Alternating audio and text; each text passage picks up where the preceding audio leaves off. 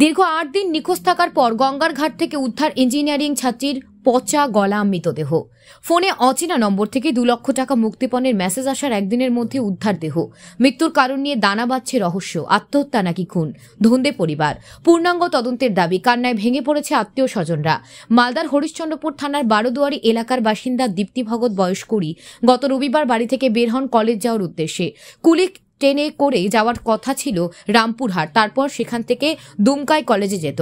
Malda town station পর্যন্ত বাড়ির সঙ্গে ফোনে কথা হয়, কিন্তু তারপর নিখোঁজ। ফারাক্কা স্টেশনে সিসিটিভি থেকে দেখা যায় সেখানে ট্রেন থেকে নেমে বেরিয়ে গেছিল এই ছাত্রী। এনটিপিসি নেতাজি সেতু থেকে উদ্ধার হয় তার ব্যাগ ও মোবাইল, কিন্তু তারপর আর কোনো খোঁজ ছিল না। শুক্রবার রাতে তার পরিবারে অচেনা একটি নম্বর থেকে মেসেজ আসে। সেখানে বলা হয় তাদের মেয়ের কোথায় আছে তারা বলতে পারবে যদি 2 লক্ষ টাকা দেওয়া হয়। তারপর এই দিন ফারাক্কার শঙ্করপুর ঘাট থেকে উদ্ধার দেহ। কি এমন হয়েছিল যে ফারাক্কায় তাকে নামতে হয়েছিল? সম্পর্কে টানাপোড়েন নাকি অন্য কোনো কারণ? উঠছে একাধিক প্রশ্ন।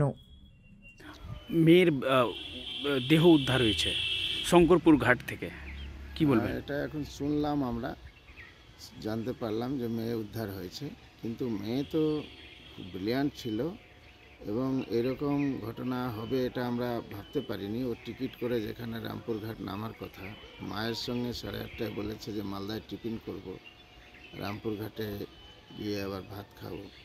এখন কিভাবে এই ঘটনা ঘটলো এইটা তদন্ত করা হোক। নিশ্চয়ই কোনো এর ভিতরে রহস্য লুকিয়ে আছে।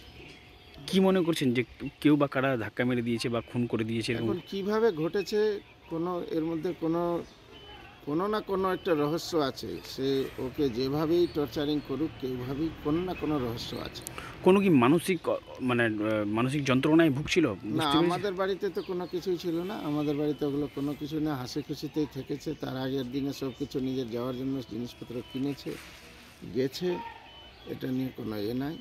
কিন্তু কিভাবে ওর মাথায় এরকম কে ফোন করলো না কি করলো, না রাস্তায় ওর সঙ্গে কোনো দুর্ব্যবহারের ব্যাপার হলো, জানি না। এটা ক্লিয়ার, আমি কারণ সম্বন্ধে বলতে পারবো না, সেটা প্রশাসন নিজেই তদন্ত করবে। এটা সঠিকভাবে উদ্ধার হোক, এর রহস্যটা কি আছে। গুরুচরণ ভগত, আমি মেয়ের জেঠু হলাম।